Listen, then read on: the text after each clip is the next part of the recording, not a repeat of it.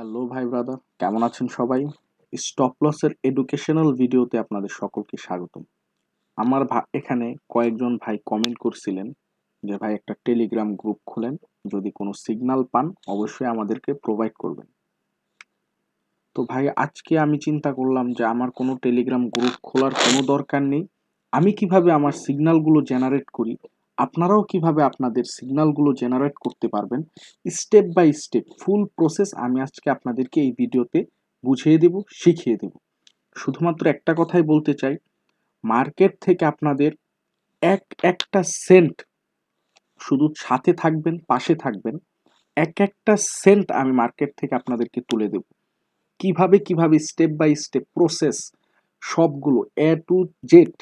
আপনাদেরকে এক পয়সাও দিতে হবে না, আপনাদেরকে কোনো প্রিমিয়াম গ্রুপেও জয়েন করতে হবে না। শুধু আপনারা লার্নিং ভিডিওগুলো, আমি একটা লার্নিং কনসেপ্ট রেডি করবো আপনাদের জন্য। সেই লার্নিং কনসেপ্টগুলো আপনারা ফুললি দেখবেন, দেখার চেষ্টা করবেন, সাথে থাকবেন।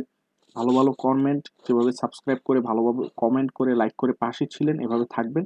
আমি আপনাদেরকে সবকিছু জানিয়ে দেব।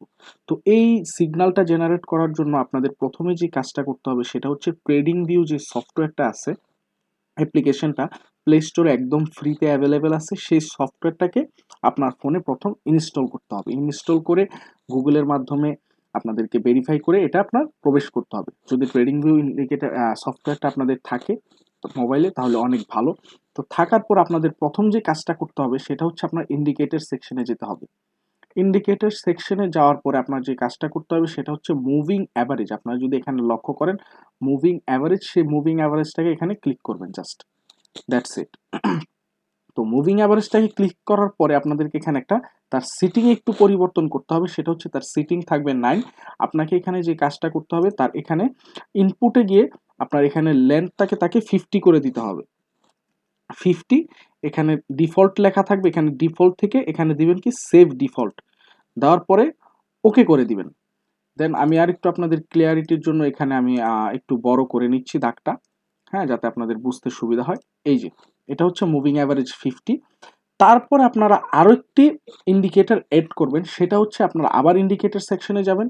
যাওয়ার পর এখানে সার্চ করবেন ট্রেন্ড লাইন, TRE। এই যে এখানে দেখেন প্রথম আমার এখানে যেহেতু ফেভারিট করা আছে, এখানে প্রথমেই চলে আসছে trend line breaks with last algo. এই যে ইন্ডিকেটরটা আছে, এই ইন্ডিকেটরটা আপনারা অ্যাড করবেন, just it one click. Add করার পরে আপনারা ক্লোজ দিবেন। তারপর এখানেও আপনারা ইন্ডিকেটর সেকশনে এসে এখানেও আপনাকে কিছু করতে হবে, সেটিংস চেঞ্জ করতে হবে। আপনারা সেটিংয়ে চলে এসে এখানে ইনপুটে চলে যাবেন। ইনপুটে এখানে আপনাদের 16 বা 14 এরকম কিছু থাকতে পারে। এখানে লেন্থটাকে আপনারা 24 করে দিবেন। স্লপ যেটা আছে এটাকে 1.6 করে দিবেন। এবং এখানে আরেকটা এটা আনটিক থাকবে, এটাকে দিবেন show only confirm breakouts. Show only confirm breakouts, আমি আবার আপনারা ভালো করে দেখে নিন। লেন্থ দিবেন 24, স্লোপ দিবেন 1.6, আর শো অনলি কনফার্ম ব্রেকআউট দিয়ে টিক চিহ্ন দিয়ে এটাকে জাস্ট ওকে করে দিবেন। আপনারা কি কিছু একটা দেখতে পাচ্ছেন এখানে? এখানেও কিন্তু আরো কাজ আছে। কাজটা কিরকম আপনারা যদি এখানে লক্ষ্য করেন, এখানে কিন্তু আপনাকে অনেকগুলা সিগন্যাল কিন্তু তারা এখানে প্রোভাইড করছে। এখান থেকে কিন্তু অনেকগুলা কিন্তু ফলস সিগন্যালও থাকে।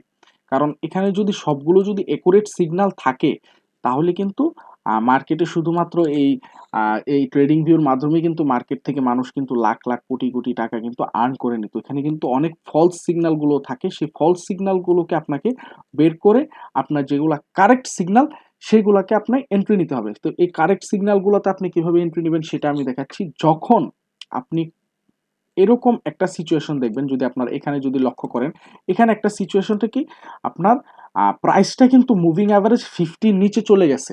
কনসেপ্টটা ভালোভাবে বুঝেন, প্রাইসটা মুভিং অ্যাভারেজ 50 নিচে চলে গেছে। তার পাশাপাশি কিন্তু এখানে একটা সেল, এই লাল কালার যে বি সিগন্যালটা, এটা হচ্ছে সেল সিগন্যাল। এই সিগন্যালটা যখন জেনারেট হবে মুভিং অ্যাভারেজ 50 নিচে গিয়ে, যদি এরকম একটা সিগন্যাল যদি আপনি জেনারেট হয়, আপনি কারেন্ট সুইং হাই মানে লাস্ট সুইং হাইতে বা মুভিং অ্যাভারেজ 50-র উপরে স্টপ লসটা রেখে, আমি কি বিষয়টা বুঝাইতে পারছি? মুভিং অ্যাভারেজ 50-র উপরে স্টপ লসটা রেখে খুবই অল্প লেভারেজ নিয়ে আপনি এখানে একটা শর্ট পজিশন ওপেন করবেন।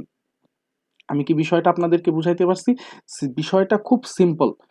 যদি মুভিং অ্যাভারেজ 50 নিচে চলে আসে এবং একটা সেল সিগন্যাল যদি জেনারেট হয়, মুভিং অ্যাভারেজ 50-র উপরে স্টপ লসটা রেখে আপনার এখানে একটা সেল সেল বা শর্ট পজিশন আপনারা ওপেন করতে পারেন। এবং তার অপোজিটে যদি আপনারা দেখেন, এখানে অপোজিট যদি আমরা দেখি, এখানে বাই সিগন্যালের ক্ষেত্রে ঠিক একই হবে। যদি মুভিং অ্যাভারেজ 50-র উপরে চলে যায়, মুভিং অ্যাভারেজ 50-র উপরে চলে যায় এবং একটা বাই সিগন্যাল জেনারেট হয়, আপনারা মুভিং অ্যাভারেজ 50-র নিচে স্টপ লসটা রেখে আপনার এখানে একটা লং পজিশন বিল্ড আপ করতে পারেন।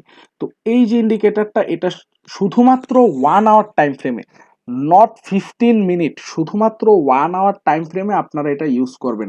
যদি 2 ঘন্টা করতে পারেন তাও অনেক ভালো, কিন্তু 4 আওয়ার এবং 15 মিনিট এই দুইটাতে আপনারা ইউজ করবেন না, কারণ 4 আওয়ার এবং 15 মিনিটে খুব বেশি পরিমাণে ফলস সিগন্যাল জেনারেট হয়। 1 আওয়ার এবং 2 আওয়ারে অনেকটাই ভালো। এটা আপনি যেই কোনো, এখানে আপনি যদি যেই কোনো একটা, আপনি ধরেন এই যে রোজে নিলেন, আপনি রোজেও যদি হয় তাহলে আপনি এখানে দেখতে পাচ্ছেন খুব ভালো ভালো সিগন্যাল কিন্তু আপনি এখানে জেনারেট হচ্ছে। এই যে দেখেন মুভিং অ্যাভারেজ 50 নিচে চলে এসেছে, একটা সেল সিগন্যাল জেনারেট হয়েছে, ভালো একটা প্রফিট দিছে। আবার এখানে মুভিং অ্যাভারেজ 50 নিচে চলে এসেছে, আবার একটা সেল সিগন্যাল দিছে, ভালো একটা প্রফিট হয়েছে।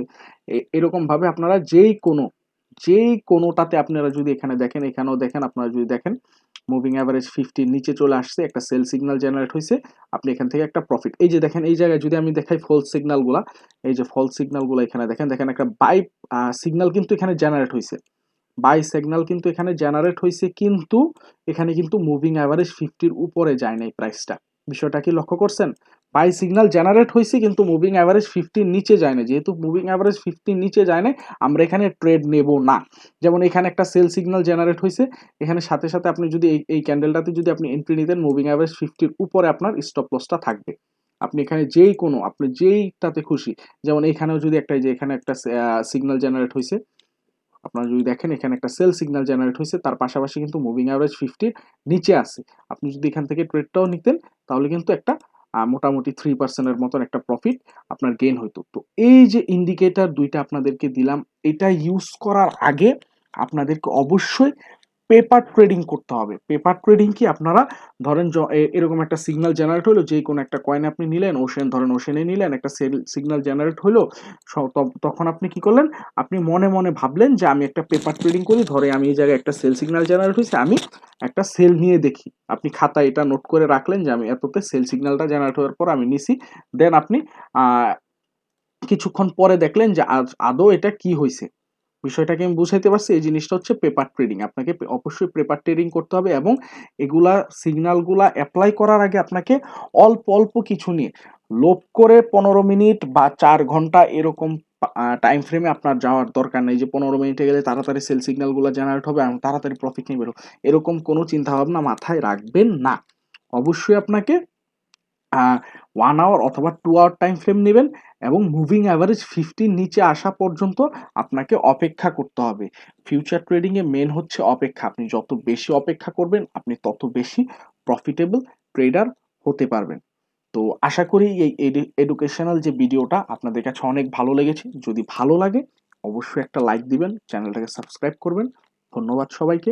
Happy trading.